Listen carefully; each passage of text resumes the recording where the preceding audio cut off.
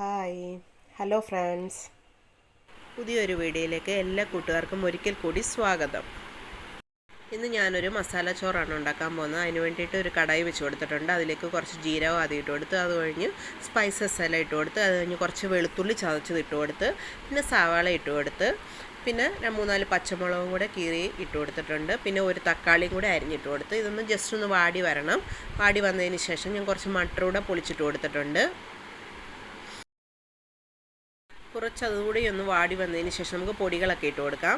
ആദ്യം കുറച്ച് മഞ്ഞൾപ്പൊടി ഇട്ട് കൊടുക്കുന്നുണ്ട്. മഞ്ഞൾപ്പൊടി ഞാൻ ഇച്ചിരി ഏറെ ഇട്ട് കൊടുക്കുന്നുണ്ട്, എന്ന് വെച്ചാൽ മഞ്ഞിച്ചിരിക്കണം ചോറ്, അതിന് വേണ്ടിയിട്ട്. പിന്നെ കുറച്ച് ഗരം മസാല ഇട്ട് കൊടുക്കുന്നുണ്ട്. പിന്നെ കുറച്ച് മല്ലിപ്പൊടി ഇട്ട് കൊടുത്തിട്ടുണ്ട്. മുളക് പൊടി ഞാൻ കുറച്ചേ ഇടുന്നുള്ളൂ, ഒരു ശകലം ഇട്ട് കൊടുത്തിട്ടുള്ളൂ. പിന്നെ എരിവിന് ആവശ്യമായ കുരുമുളക് പൊടിയും കൂടി ഇട്ട് കൊടുത്തിട്ടുണ്ട്. എന്നിട്ട് നന്നായിട്ടൊന്ന് വറുത്തെടുക്കണം പൊടികളെല്ലാം കൂടെ. പിന്നെ കുറച്ച് നമ്മുടെ ബിരിയാണി മസാലയും കൂടി ഇട്ട് കൊടുക്കുന്നുണ്ട്. എൻ്റെ ഈ തീർന്നായിരുന്നു, ഉള്ളത് ഞാൻ തല്ലിക്കുടങ്ങി ഇട്ട് കൊടുത്തിട്ടുണ്ട്.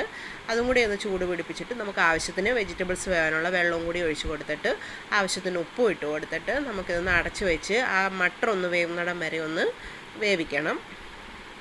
അപ്പം മട്ടറൊക്കെ വെന്ത് വന്നിട്ടുണ്ട് ഒരുവിധം. അപ്പോൾ നമ്മളിവിടെ ജീര റൈസ് വേവിച്ച് വെച്ചിട്ടുണ്ട്. ഇത് ഞാൻ 3/4 ഭാഗം വേവിച്ച് വെച്ചേക്കുവാണ്.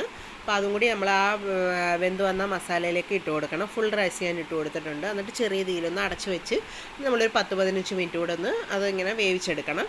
അപ്പോഴത്തേക്ക് ഞാൻ അതിൻ്റെ കൂടെ കഴിക്കാൻ കുറച്ച് ചിക്കൻ കൂടി റെഡിയാക്കുന്നുണ്ട്. അപ്പോൾ നമുക്ക് മടി പിടിച്ചിരിക്കുന്ന ദിവസങ്ങളിൽ ഇങ്ങനെ ഒരു മസാല ചോറും ഇച്ചിരി ചിക്കൻ ഫ്രൈയും ഉണ്ടെങ്കിൽ നല്ലൊരു ഊണ് റെഡിയായി കിട്ടും. അപ്പോൾ നമ്മുടെ ചോറ് ഇവിടെ റെഡിയായിട്ട് വന്നിട്ടുണ്ട്. മസാലയൊക്കെ നന്നായിട്ട് പറ്റിയിട്ടുണ്ട്, വെന്ത് വന്നിട്ടുണ്ട്. അപ്പോൾ ഇതിനി ഒന്ന് മിക്സ് ചെയ്യണം.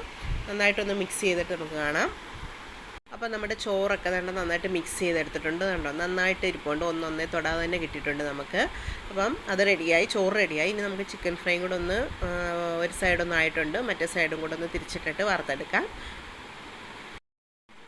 അപ്പോൾ നമ്മൾ ചിക്കൻ ഫ്രൈക്കകത്ത് ഞാൻ അങ്ങനെ ഒന്ന് ചിക്കനകത്തോട്ട് നമ്മൾ കുരുമുളക് പൊടി, മുളക് പൊടി, മഞ്ഞൾപ്പൊടി, കുറച്ച് തൈര്, ഗരം മസാല ഇതെല്ലാം കൂടി ഇട്ടായിരുന്നു ഞാൻ പുരട്ടി വെച്ചിരുന്നത്. അപ്പം ചിക്കനെല്ലാം ഫ്രൈ ചെയ്തതിന് ശേഷം ആ എണ്ണയിൽ തന്നെ ഞാൻ കുറച്ച് സവാളയും കൂടെ ഒന്ന് വഴറ്റിയെടുത്തിട്ട് ചിക്കൻ വറുത്തതും കൂടി അതിനകത്തോട്ട് ഇട്ട് കൊടുത്തു. അപ്പം നല്ല ടേസ്റ്റ് കിട്ടും.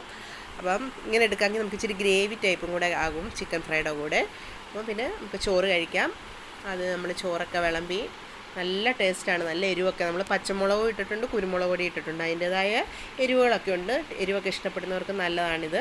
പിന്നെ നമ്മൾ ചിക്കൻ ഫ്രൈയും കൂടെ കുറച്ചെടുത്തിട്ടുണ്ട്. പിന്നെ ഞാൻ ചെറിയൊരു സലാഡും കൂടെ ഉണ്ടാക്കിയിട്ടുണ്ടായിരുന്നു തൈരിൻ്റെ. അപ്പോൾ അതും കൂട്ടി കഴിക്കാം, നല്ല ടേസ്റ്റാണ്. എല്ലാവരും ഒന്ന് ട്രൈ ചെയ്ത് നോക്കണം. നമ്മൾ ജീര റൈസിന് പകരം നമ്മുടെ ബിരിയാണി റൈസ് ഇട്ടും നമുക്ക് ഉണ്ടാക്കാം. അപ്പം എല്ലാവർക്കും വീഡിയോ ഇഷ്ടപ്പെട്ടെങ്കിൽ ലൈക്ക് അടിക്കുകയും ഷെയർ ചെയ്യുകയും സബ്സ്ക്രൈബ് ചെയ്യുകയും കൂടി ചെയ്തേക്കണേ. ബായ്.